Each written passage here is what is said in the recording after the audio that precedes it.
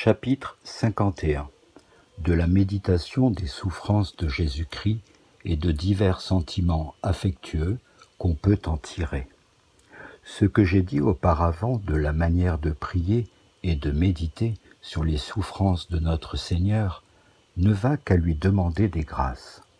Nous allons voir maintenant de quelle sorte on en peut tirer divers sentiments affectueux. Si donc, par exemple, vous avez choisi pour le sujet de cette méditation le crucifiement de cet homme Dieu, parmi plusieurs circonstances de ce mystère, vous pourrez vous arrêter à celles qui suivent. 1. Que Jésus étant arrivé sur le calvaire, les bourreaux le dépouillèrent avec violence, lui arrachèrent la peau toute déchirée par les fouets et collée à ses habits par le sang qui avait coulé de ses blessures. 2. Qu'on lui ôtât sa couronne d'épines et que, la lui ayant remise aussitôt, on lui fit de nouvelles plaies. 3. Qu'à coups de marteau, on l'attacha cruellement avec de gros clous au bois de la croix. 4.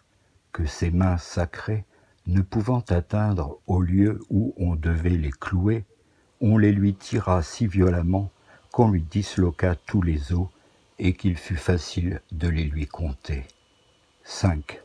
Qu'ayant été élevé sur cette croix, où il n'était soutenu que par les clous, le poids de son corps augmenta ses plaies et lui causa d'étranges douleurs.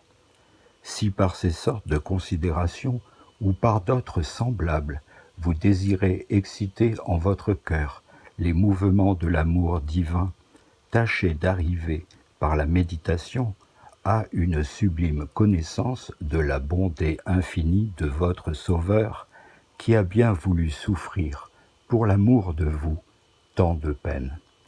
Car plus vous croîtrez en la connaissance de l'amour qu'il a eu pour vous, plus vous aurez d'attachement et d'amour pour lui.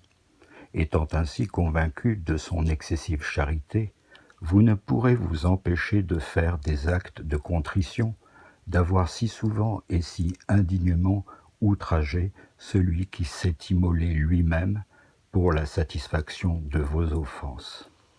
Vous viendrez ensuite à former des actes d'espérance en considérant que ce grand Dieu n'avait point d'autre dessein sur la croix que d'exterminer le péché du monde, de vous délivrer de la tyrannie du démon, d'expier vos crimes, de vous réconcilier avec son Père, de vous faire recourir à lui dans tous vos besoins.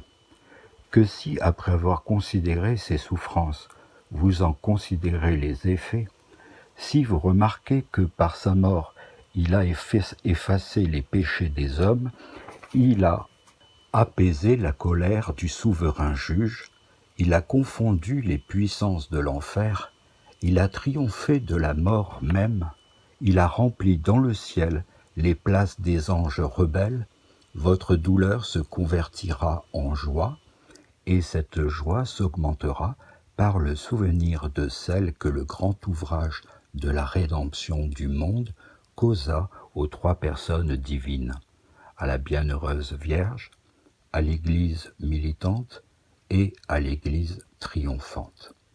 Que si vous voulez concevoir un vif regret de vos péchés, n'ayez en vue dans votre méditation que de vous persuader que si Jésus a tant souffert, ça a été pour vous inspirer une haine salutaire de vous-même et de vos passions déréglées, surtout de celle qui vous fait faire de plus grandes fautes et qui déplaît par conséquent davantage à Dieu. Pour entrer dans les sentiments d'admiration, vous n'aurez qu'à considérer qu'il n'y a rien de plus surprenant que de voir le Créateur de l'univers, l'auteur de la vie, mourir par les mains de ses créatures, de voir sa suprême majesté comme anéantie, la justice condamnée, la beauté salie de crachats et presque effacée, l'objet de l'amour du Père éternel devenu l'objet de la haine des pécheurs, la lumière inaccessible abandonnée à la fureur des puissances des ténèbres, la gloire, la félicité incréée, ensevelie dans l'opprobre et dans la misère. Pour vous exciter à la compassion des souffrances de votre Sauveur et de votre Dieu, outre les peines extérieures, représentez-les vous intérieures, qui furent sans comparaison plus grandes. Que si vous êtes sensible aux premières, comment pourrez-vous n'être pas touché des autres, jusqu'à en avoir le cœur percé de douleur? L'âme du Sauveur voyait clairement la divine essence comme elle la voit maintenant au ciel.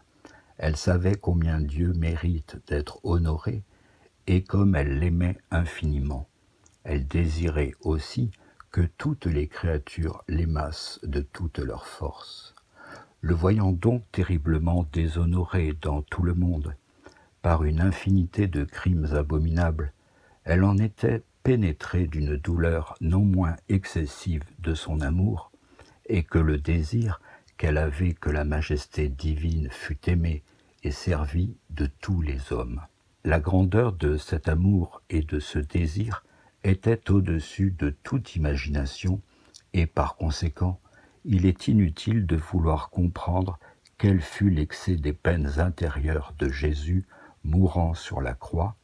De plus, comme ce divin Sauveur aimait tous les hommes d'une manière qui passe tout ce que l'on en peut dire, l'affection si tendre et si ardente qu'il avait pour eux était cause qu'il s'affligeait extrêmement de leurs péchés qui les devaient séparer de lui. Il voyait que nul d'entre eux ne pouvait commettre de péché mortel sans détruire la charité et la grâce qui est le lieu par où les justes demeurent unis spirituellement avec lui. Or, cette séparation était à l'âme de Jésus bien plus douloureuse que n'est au corps celle de ses membres quand ils sont hors de leur place, et il ne faut pas s'en étonner, car l'âme étant toute spirituelle et d'une nature beaucoup plus parfaite que le corps, elle est aussi bien plus susceptible de la douleur. Mais après tout, la plus sensible affliction de notre Seigneur fut de voir tous les péchés des damnés qui, ne pouvant plus retourner à lui par la pénitence, doivent être éternellement séparés de lui.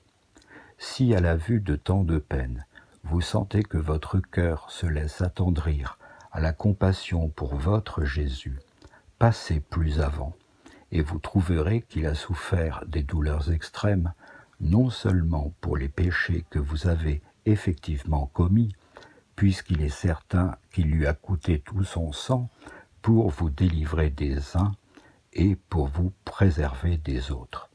Croyez-moi, vous ne manquerez jamais de raisons capables de vous porter à prendre part aux souffrances de Jésus crucifié. Sachez qu'il n'y a jamais eu et qu'il n'y aura jamais, en quelque créature raisonnable que ce soit, aucun mal qu'il n'ait ressenti, injure, opprobre, tentation, maladie, perte de biens, austérité volontaire.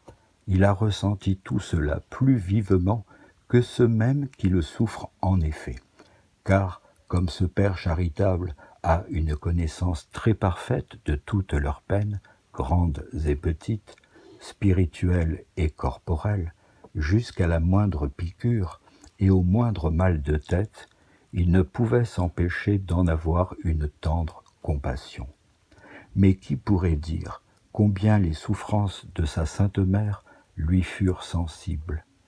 Tout ce qu'il endura de plus cruel et de plus ignominieux en sa passion, elle l'endurait à sa manière, dans les mêmes vues et par les mêmes motifs. Et encore que la douleur ne fût pas égale, elle était toujours excessive. C'est ce qui redoublait toutes les douleurs de Jésus et qui faisait dans son âme de profondes plaies.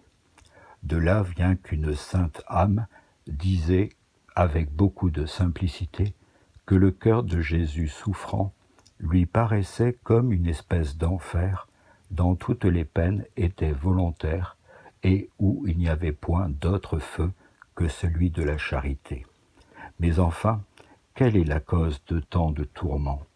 Ce sont nos péchés, et par conséquent, la meilleure manière d'y compatir et de marquer notre reconnaissance à celui qui a tant souffert pour nous, c'est d'avoir regret de nos infidélités, purement pour l'amour de lui, c'est de haïr le péché par-dessus toute chose, à cause qu'il lui déplaît, et de faire une continuelle guerre à nos vices, comme à ses plus mortels ennemis, afin que, nous dépouillant du vieil homme et nous revêtant du nouveau, nous ornions nos âmes des vertus chrétiennes qui en font toute la beauté.